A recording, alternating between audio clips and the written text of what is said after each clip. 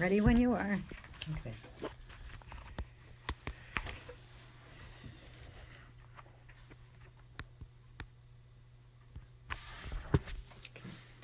So Friedrich Schiller wrote the poem, the An die Freude, Ode to Joy, in 1785. It was published in 1786, and Schiller revised it just a little bit in 1803. But we know that Beethoven was very much taken by this poem, and in 1793 already, a letter from a disciple of Schiller's to Schiller's wife mentions that Beethoven has proposed to set the Schiller poem to music. And already in 1798, in some of Beethoven's sketches, probably for instrumental works, or maybe it was a song, the words appear, muss ein lieber Vater wohnen, so words from late in the, or similar to words late in the poem about a father, a beloved father, must live there.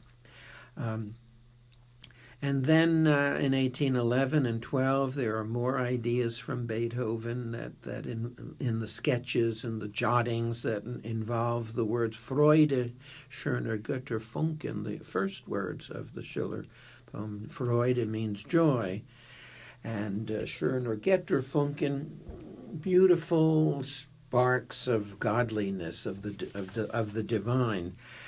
And we go on then to 1815, where there are some little jottings again in the sketchbooks of Beethoven that are somewhat similar to what the singers will sing in the Ninth Symphony when they come in the recitative, in the beginning of the vocal part, and they say, no, these tones will not suffice.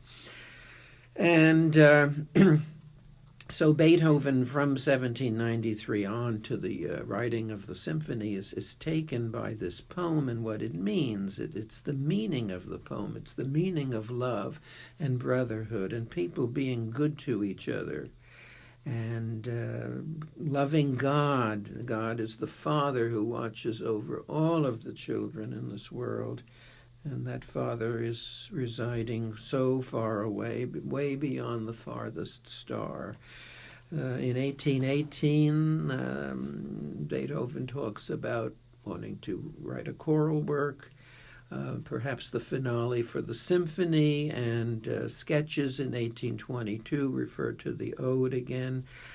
So it's an ongoing concern for Beethoven, and he finally works this into the finale of the last symphony, and really it's his way of saying to the people that through a work like a symphony, a work of music, we can learn to be better people. We don't need to go to church to find out about love and care and humanity and ethics and God.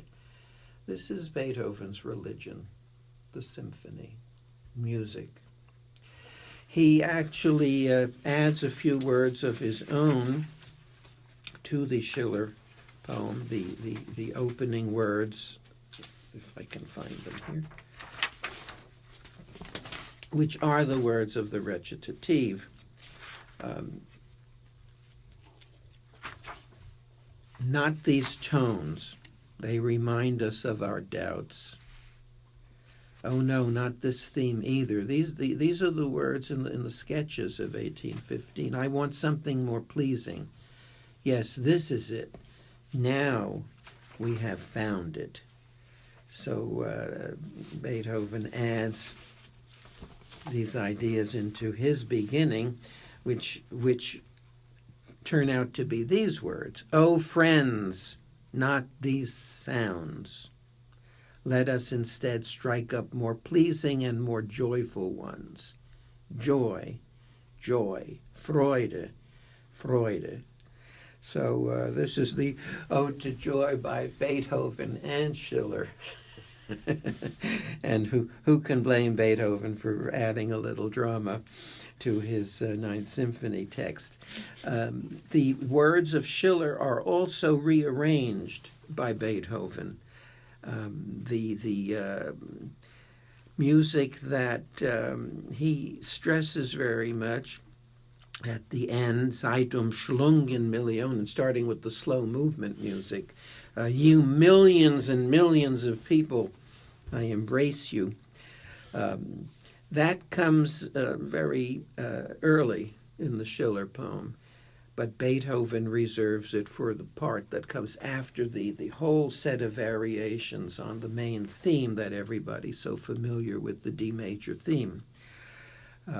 And also the very ending text, the do you fall in worship, you millions, world? Do you know your Creator? Seek him in the heavens. Above the stars must he dwell. That's for Beethoven, the punchline. But for Schiller, that comes before the words that the tenor sings in the Turkish march movement of the Beethoven symphony. So Beethoven adds words, and Beethoven rearranges the text, and Beethoven omits part of the Schiller poem as well. But he knows what he wants to do. He certainly had a long time, practically 2 decades, in which to keep thinking and thinking about how to make this poem into a choral work for a symphony, and he certainly succeeded, as history has proven. Great. Thank you. That's the Beethoven.